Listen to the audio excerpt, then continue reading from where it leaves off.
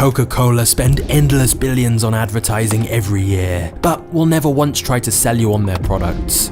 They sell an idea, happiness, harmony, togetherness. What if I told you that the world's most recognizable brand, a drink synonymous with happiness and refreshment, started as a morphine addiction cure sold from the back of a pharmacy?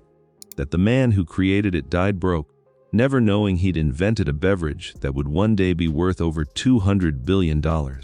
And that the secret formula locked in a vault in Atlanta was born from desperation, pain, and a Civil War veteran's battle with his own demons. This is the real story of how Coca-Cola began, and it's far stranger and more human than any advertisement has ever shown you. Our story begins in 1865, in the smoldering ruins of the American South. John Pemberton was a Confederate colonel who had survived the Civil War, but he carried wounds that would haunt him for the rest of his life. During one of the final battles, Pemberton sustained a severe saber wound to his chest. The injury was agonizing, and like countless other wounded soldiers of that era, he turned to the only reliable painkiller available, morphine. What started as medical necessity quickly became a devastating addiction.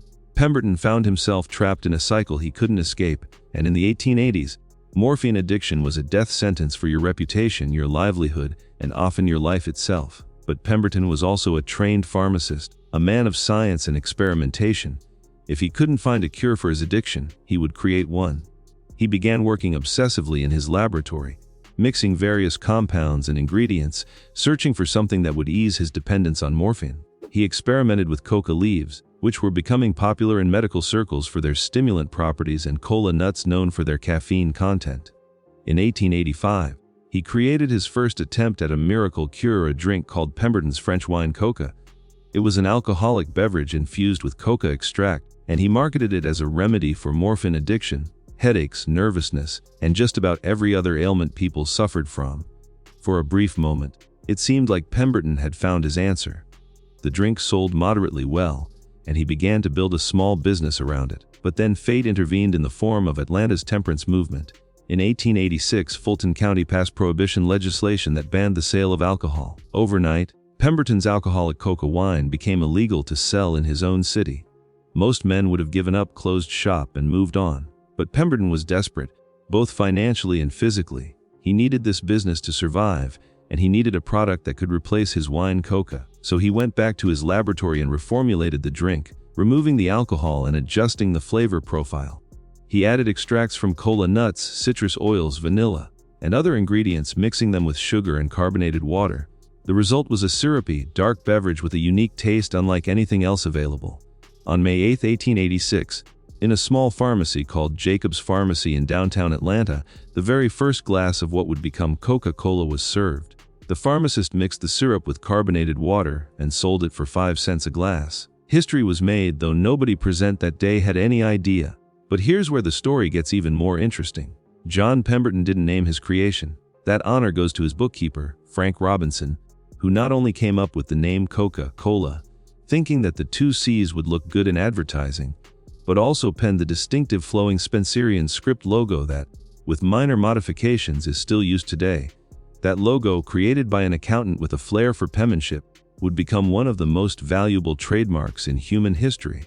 Despite creating something truly unique, Pemberton's personal struggles continued to overwhelm him. His morphine addiction had not abated, his health was failing, medical bills were mounting, and Coca-Cola, while showing promise, was not generating the income he desperately needed. In the first year, Pemberton sold approximately 25 glasses per day, bringing in about $50 total, while he had spent nearly $70 on advertising. He was losing money on his miracle invention. As his health deteriorated through 1887 and into 1888, Pemberton made a series of decisions that would cost his heirs billions. Desperate for cash to pay for morphine and medical treatments, he began selling portions of his business to various partners. He sold shares to different investors, often for embarrassingly small amounts of money. The deals were messy, the paperwork was unclear, and Pemberton was too sick and addicted to manage the business properly.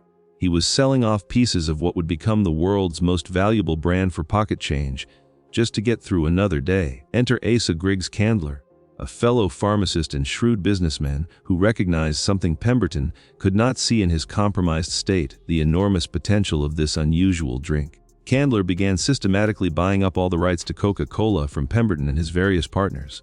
Between 1888 and 1891, Candler acquired complete control of the Coca-Cola company. The total amount he paid for the entire business, including all rights and the secret formula, was approximately $2,300. That's roughly $70,000 in today's money. For context, Coca-Cola's brand value today exceeds $200 billion. John Pemberton never lived to see what his creation would become. On August 16, 1888, at the age of 57, he died from stomach cancer, still battling his morphine addiction. He died nearly penniless, having sold off his billion-dollar idea for just enough money to ease his final months. His obituary made no special mention of Coca-Cola. He was remembered simply as a pharmacist and Confederate veteran.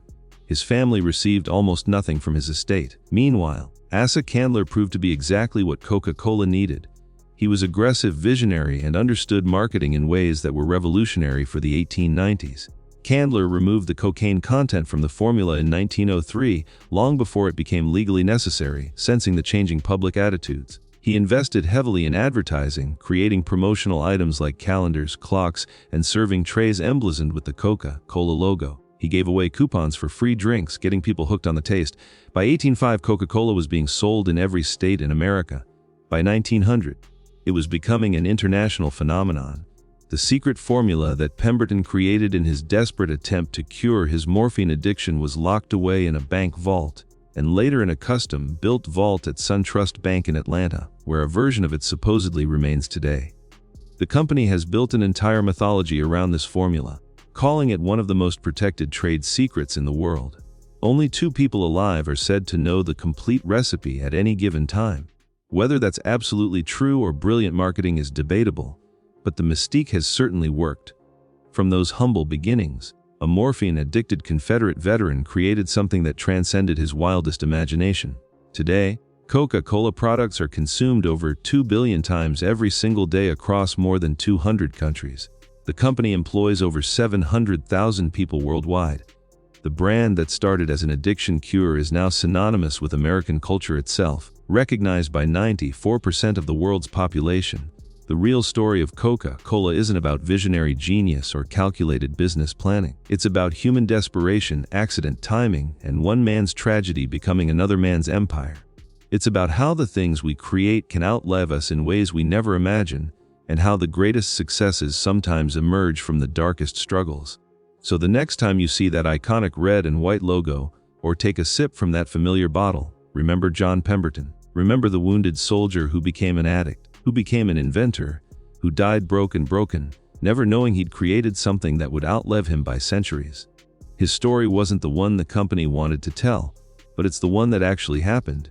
If this untold story fascinated you, then you'll want to stick around, because there are countless more hidden histories behind the brands and products you use every day. Hit that subscribe button and turn on notifications so you never miss the real stories behind the world's biggest companies. Drop a like on this video if you learned something new today, and tell me in the comments what famous brand's origin story should we uncover next. Trust me, the truth is always stranger and more interesting than the marketing. I'll see you in the next one.